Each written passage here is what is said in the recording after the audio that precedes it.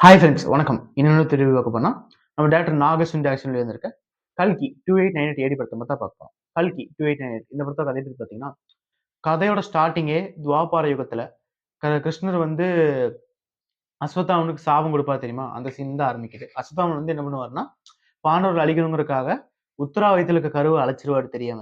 அந்த அழிச்சதுக்காக தண்டனையா வந்து கிருஷ்ணன் என்ன பண்ணுவாருன்னா, உன்கிட்ட இருந்து நான் உன் சாவ பறிக்கிறேன். உன் மரணத்தை நான் வந்து உனக்கு வந்து வரமா சாபமா தரேன். இனிமே நீ சாகவே முடியாது அப்படிங்கிற மாரி இது குடுத்துருவாரு. அதுக்காக அஸ்வத்தாமன் என்ன பண்ணுவார்ன்னா, தெரியாம பண்ணிட்டேன். இது எப்படி வெளிய வருது அப்படின்னு கேட்கும்போது, இந்த மாரி ஒரு கலியுகம் பொறக்கும். அதுல கலி பிறப்பான். அந்த கலிகிட்ட இருந்து நீ காப்பாத்துற மாரி சூழ்நிலை வரும். அப்போ வந்து உனக்கு என்ன நீ காப்பாத்துனேன்னா தான் உனக்கு விமோசனம் கிடைக்கும் அப்படிங்கிற மாரி சொல்லுவாரு. ஸோ அதுக்கப்புறம் 6000 வருஷம் கழிச்சு கதை வந்து மூவ் ஆன் ஆயி வருது. அந்த யுத்தத்திலிருந்து 6000 வருஷம் கழிச்சு. அப்ப பார்த்தீங்கன்னா 2898 ஏடி நடந்துட்டு இருக்கு. அந்த சமயத்துல பார்த்தீங்கன்னா, உலகமே ஃபுல்லா அழிஞ்சு போச்சு. மிச்சம் இருக்க ஒரே நகரம் வந்து பார்த்தீங்கன்னா, காசி மட்டும் தான் இருக்கு. கங்கை வத்தி போச்சு. தண்ணி, சோறு எதுவுமே இல்லாத ஒரு கண்டிஷன்ல இருக்கு. மக்களே கொஞ்சம் பேர் தான் இருக்காங்க. அப்படிங்கிற மாரி காமிக்கிறாங்க. அங்க தாண்டி மேல வந்து பார்த்தீங்கன்னா, காம்ப்ளெக்ஸ்ன்னு உலகம் இருக்கு. அந்த உலகத்துல பார்த்தீங்கன்னா, எல்லாமே இருக்கு. என்ன வேணுமோ எல்லாமே இருக்கு. ஒரு செல்வ செழிப்பா இருக்கு. பட் இங்கிருந்து உறிஞ்சது தான் அதெல்லாம். அந்த இடத்த ஆட்சி செய்றது யாருன்னு பார்த்தீங்கன்னா, நம்ம சுப்ரீம் யாஸ்க்குங்கிற உலகநாயகன் கமலஹாசன் தான். ஸோ அப்படி இருக்கு. கீழ வந்து பார்த்தீங்கன்னா, மக்கள்லாம் அங்க உள்ள போறக்கா துடிச்சிட்டு இருக்காங்க. மேல வந்து பார்த்தீங்கன்னா, அவர் வந்து ப்ராஜெக்ட் கேன்னு ஒரு ப்ராஜெக்ட் பண்ணிட்டு இருக்காரு. Project K. அப்படின்னு என்னன்னு பார்த்தீங்கன்னா, பிரெக்னன்ட்டான லேடீஸ் இருக்காங்க தெரியுமா? அவங்க 150 டேஸ் தாண்டுனவங்களோட சீரம் வச்சு ஏதோ ட்ரை பண்ணிட்டு இருக்காரு கமலஹாசன். கீழ வந்து பார்த்தீங்கன்னா, நம்ம பிரபாஸ் வந்து ஒரு பவுண்டி ஹண்டரா அவரோட லைஃப் டைம் அச்சீவ்மென்ட்டே மேல காம்ப்ளெக்ஸ்குள்ள போணும். அதுக்கு வந்து நெறைய யூனிட்ஸ் வேணும் அப்படிங்க. யூனிட்ஸ்னா அந்த காலத்து ஐ மீன் ஃபியூச்சர்ல இருக்க கரன்சி மாரி அப்படின்னு சொல்லி அவங்க ப்ரொஜெக்ட் பண்ணியிருக்காங்க. ஸோ அப்படி வந்து இருக்கும்போது, இன்னொரு பக்கம் பார்த்தீங்கன்னா, அஸ்வத்தாமனான அந்த கேரக்டர் வந்து தனக்கான காலம் வருங்கிறதுக்காக 6000 வருஷமா வெயிட் பண்ணிட்டு இருக்காரு.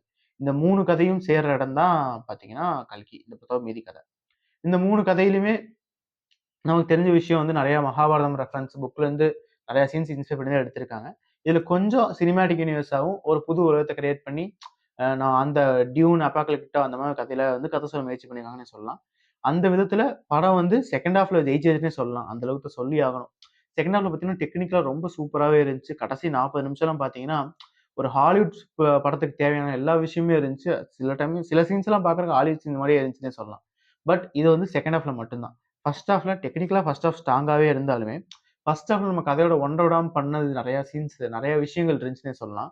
மொதல் விஷயம் பார்த்தீங்கன்னா, ஸ்டார்ட்டிங் ஃபர்ஸ்ட் சீன் சூப்பரா இருந்துச்சு. அந்த ஃபர்ஸ்ட் சீன்ல அவங்க சாபம் குடுத்து, அவங்க கதை உருவாக்கி வெளிய வந்து இந்த காம்ப்ளெக்ஸ் காமிக்கிற சீன் வரைக்கும்.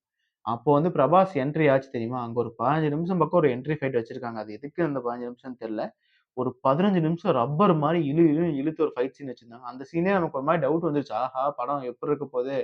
ஆதிபுருஷன் நினைவு கூற்றும் போல அப்படிங்கிற அளவுக்கு இருந்தாலுமே, டெக்னிக்கலா சூப்பராவே இருந்துச்சு அந்த ஃபைட்டும் பார்க்கறக்கு. அதுக்கப்புறமா பார்த்தீங்கன்னா, கமலஹாசன் இன்ட்ரோடக்ஷன். அது முடிச்சுட்டு வந்து பார்த்தீங்கன்னா, காம்ப்ளெக்ஸ்னா என்ன? ஆ இதுக்கு பத்தாவரைக்கும் பசுபதி குரூப் யாரு? என்ன நடக்குது? அப்படிங்கிற எல்லாத்தையுமே ஃபர்ஸ்ட் ஹாஃப்ல கொஞ்சம் டீட்டெயிலா டைம் எடுத்து அவங்க எக்ஸ்பிளைன் பண்ணனால தான் நமக்கு செகண்ட் ஹாஃப்ல அந்த அளவுக்கு ஈஸியா கனெக்ட் ஆகறதுக்கும் கொஞ்சம் ஈஸியாவே இருந்துச்சுன்னு சொல்லலாம். கதாபாத்திரங்களும் பார்த்தீங்கன்னா, முக்கியமான கதாபாத்திரமா பார்த்தீங்கன்னா, பிரபாஸ், தீபிகா படுகோன், அபிஷேக் பச்சன், கமலஹாசன். அப்புறம் ஒரு 2, 3 சின்ன சின்ன கதாபாத்திரம்னு வச்சுக்கோங்க. மிச்சபடி நெறைய கேமியோஸ் உள்ள இருக்கு. பார்த்தீங்கன்னா, ராம் கோபால் வர்மா, ராஜமௌலி, பிரம்மானந்தம், விஜய் தேவரக்கொண்டா, மிருனாள் டாகூர், துல்கர் சல்மான் ஆஹா! அள்ளி போட்டு எடுத்துட்டு வந்திருந்தாய்ங்க. பட் இதுல வந்து இந்த 6 பேத்துல எனக்கு தெரிஞ்சு கரெக்ட்டா யூஸ் பண்ணது துல்கர் சல்மான் மட்டும் தான் தோணுது. ஏன்னா, அது வந்து ஃபியூச்சருக்கு ஐ மீன் அடுத்த படத்துக்கு யூஸ் ஆகுறதுக்காக எழுதுன மாரி இருந்துச்சு. மிச்ச எல்லா பாத்திரமே கொஞ்சம் கொஞ்சம் தேவைக்கு அவங்க ஸ்டார்டம்க்காக நடிச்சுட்டு போன மாரி தான் இருந்துச்சுன்னே சொல்லலாம். அதுவும் மிர்னால் டாகூர் கேரக்டர்லாம் தேவையே இல்லாத கேரக்டர் மாரி தான் இருந்துச்சு. மேபி செகண்ட் ஹால்ஃப்ல என்ன குடுத்துருக்காங்கன்னு தெரியல செகண்ட் பார்ட்ல. பட் இந்த பார்ட்லங்கும்போது மிர்னால் டாகூரோட கேரக்டர்லாம் தேவையில்லாத மாரி தான் இருந்துச்சு. மிச்சபடி படமா பார்க்கறதுக்கு நல்ல கிராண்டியரான ஒரு ஹாலிவுட் படத்து ஸ்டேஜ் நெறைய எடுத்திருந்தாங்கன்னே சொல்லலாம். நெறைய சீன்ஸ் பார்க்க சூப்பரா இருந்துச்சு. பட் இந்த படத்தோட ஃபர்ஸ்ட் ஹாஃப்பயும் கொஞ்சம் சரி பண்ணியிருந்தாங்கன்னா, இப்போ இந்த இன்ட்ரோ ஃபைட் சீன கட் பண்ணிட்டு, கமலுக்கு இன்னும் 2 சீன் வச்சு அட்லீஸ்ட் கமலோட ஃபிளாஷ்பேக் சொல்ற மாரி சீன் வச்சிருந்தா, அவர் தூக்கிட்டு போயிருப்பாரு. ஆனா கமல் 2 சீன் தான் வந்தாரு. 2 சீனுமே அவரோட ஸ்லாங் இத்தனைக்கும் அவர் ஃபேஸ் இல்லாம வந்தது தான். அந்த 2 சீனுமே ட்ரெய்லர்ல பார்த்த அந்த ஃபேஸோட வந்தது தான். ஸோ அப்படி இருக்கும்போது அந்த 2 சீன்லயே அவர் நல்லா ஸ்கோர் பண்ணிட்டு போயிருந்தாருன்னே சொல்லலாம். அதுவும் கடைசி ஒரு 2 நிமிஷம்லாம் காமிப்பாய்ங்க. அதெல்லாம் ஆலம்தான் படத்துல அந்த நந்துங்கிற கேரக்டர் தெரியுமா? அதே மாரி இருந்துச்சுன்னு சொல்லலாம் சூப்பராவே. படத்துல வந்து நெறைய குறைகள் இருந்துச்சு. நெறைய லாஜிக் மிஸ்டேக் அதாவது பிரபாஸ போட்டு கல்லுக்குள்ளலாம் போட்டு அடிக்கிறாய்ங்க.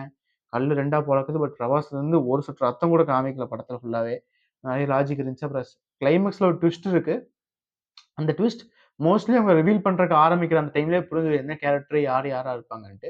பட் இருந்தாலுமே அந்த மகாபாரதம் படிக்காதவங்களுக்கு, மகாபாரதம் படிச்சாலுமே அந்த அளவுக்கு படிக்காதவங்களுக்கு, மெயின் போக்கா தெரிஞ்சிருப்பாங்க தெரியுமா? சீரியல் பார்த்தவங்க அவங்களுக்கு எல்லாமே சூப்பராவே இருந்திருக்கும் அந்த ட்விஸ்ட்ங்கும்போது அந்த ஆச்சரியம் இல்ல.